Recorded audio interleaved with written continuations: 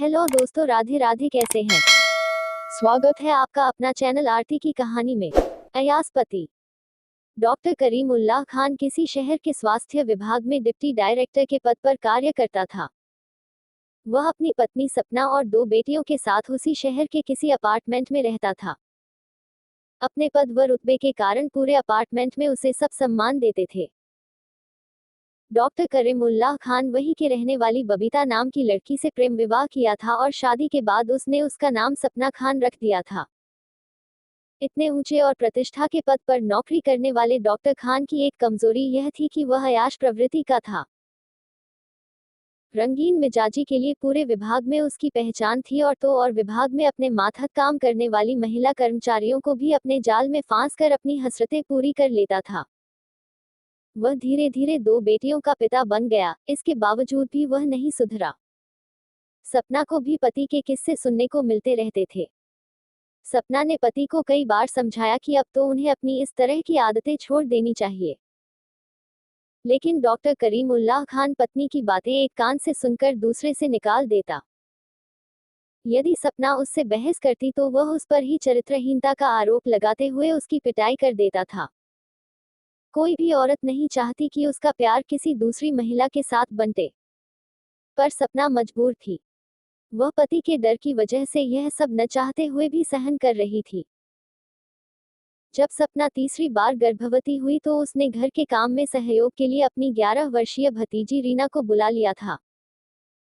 Doctor Karimullah जमीर का इतना गिरा हुआ इंसान था कि उसने हवस और वहशीपन की सीमाएं पार कर 11 वर्ष की मासूम रीना के साथ भी जिस्मानी संबंध बना लिए, जिससे रीना को गर्भ ठहर गया। इससे करीमुल्लाह की सोसाइटी के अलावा रिश्तेदारियों में भी काफी थू थू हुई, लेकिन वह बेशर्म था।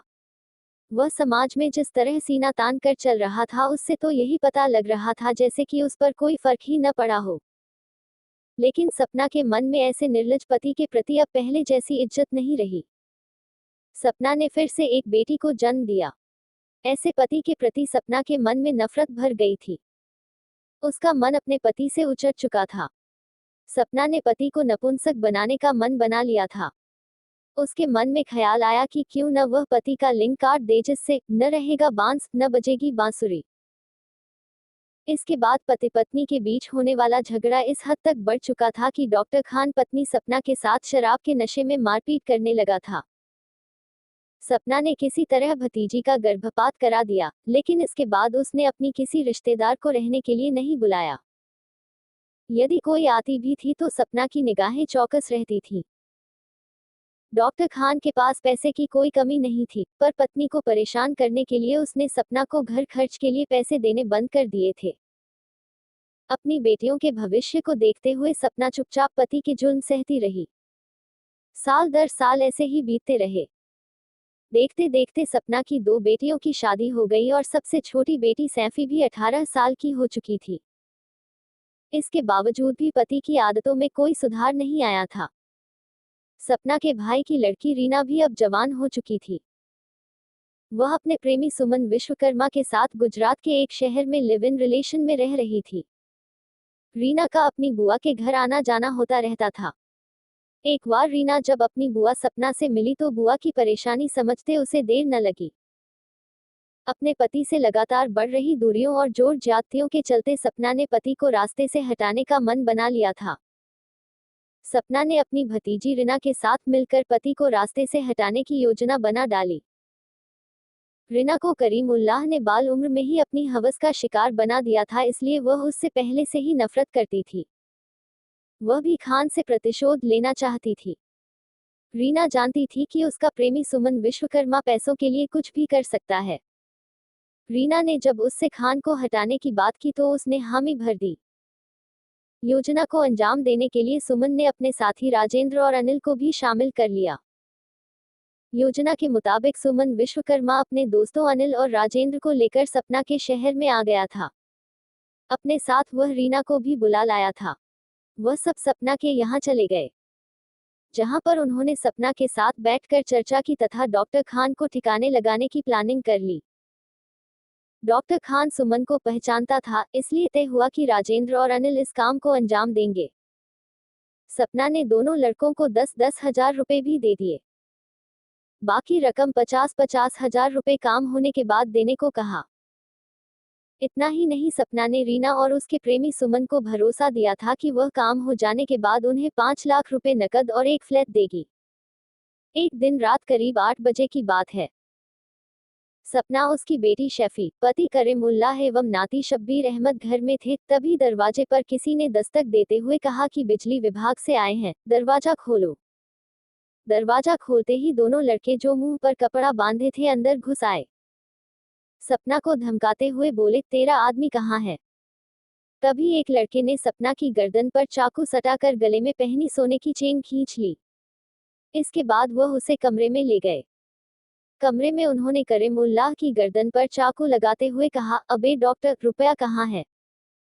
बैंक से जो पैसे लाया है वो कहाँ रखा है? डर के मारे डॉक्टर खान कांप उठा और कहने लगा, मेरे पास जो कुछ है ले लो, परंतु मुझे मत मारो।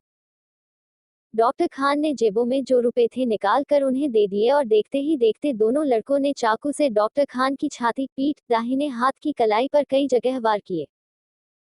मारते समय एक लड़के ने पहले अल्लाह कहा और बाल पकड़कर डॉक्टर करीमुल्लाह का गला रेत दिया। दोनों उसकी बेटी को बाथरूम की तरफ ले जा रहे थे तो पीछे पीछे सपना भी आ गई। शब्बीर भी उसके पीछे आ गया। उन युवकों ने उन सभी को डराते हुए बाथरूम में बंद कर दिया था। कपड़ों से उन सभी के हाथ पैर बांध दिए। तीनों डर के मारे बाथरूम से चिल्लाते रहे। लगभग आधे घंटे बाद लोगों ने दरवाजा खोला तो उन्होंने नजदीकी पुलिस थाने को घटना की जानकारी दी। सूचना मिलते ही वहां के थाना प्रभारी तत्काल दलबल सहित वहां पहुंच गए। वहां जाकर देखा तो डा. करीमुल्लाह खान की खून से लथपथ लाश पड़ी हुई थी। लाश के समीप सपना जोर जोर से दहाड़े मार कर रो रही थी। पुलिस ने घटनास्थल का बारीकी से निरीक्षण कर वरिष्ठ अधिकारियों को घटना की सूचना दे दी। मौके की कार्रवाई निपटाने के बाद पुलिस ने लाश पोस्टमार्टम के लिए भेज दी। चूंकि मामला स्वास्थ्य विभाग के डिप्टी डायरेक्टर की हत्या का था, इसलिए आईजी जोन के डीआईजी ने भी घटनास्थल का निरीक्षण करने के बाद मृत डॉक्टर के घर वालों से बात की। उन्होंने थाना प्रभारी को जल्द से जल्द केस खोलने के निर्देश दिए। विवेचना के दौरान पुलिस को करीमुल्लाह खान की पत्नी सपना द्वारा बताई गई कहानी कुछ बनावटी सी लगी। अपार्टमेंट और नीचे चौराहे पर लगे सीसीटीवी कैमरों से फुटेज प्राप्त कर उसकी जांच की तो पता चला कि दो लड़के अपार्टमेंट के अंदर मुंह पर नकाब लगाकर प्रवेश हुए और एक लड़का बाहर दो जनों को निर्देश देता हुआ दिखाई दिया। सपना और डॉक्टर करीमुल्लाह खान के रिश्तेदारों से भी बारीकी से पूछताछ की। पुलिस को शक हो गया था कि घर में डा. खान के अलावा 3 लोग थे। इसके बाद भी हत्यारे वारदात को अंजाम देकर चले गए। किसी ने विरोध तक नहीं किया।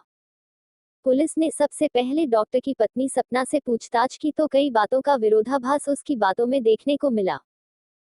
पुलिस को यह भी पता चल गया था कि घटना वाले दिन सपना के यहाँ उसकी भतीजी रीना भी आई थी। जब पुलिस ने सपना से रीना के बारे में जानकारी की तो सपना ने बताया कि वह गुजरात में है।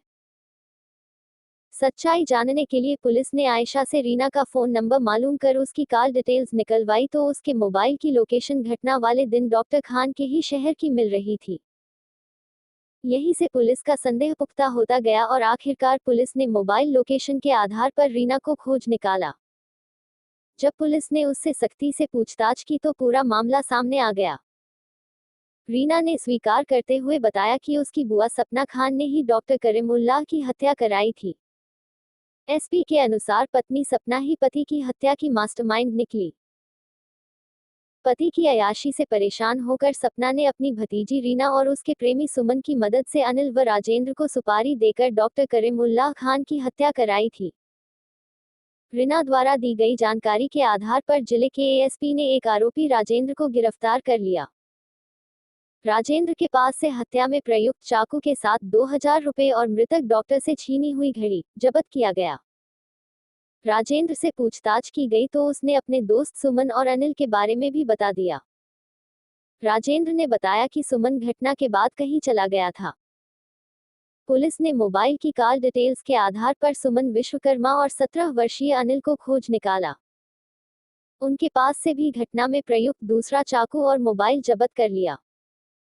पुलिस द्वारा सभी आरोपी गिरफ्तार हो चुके थे।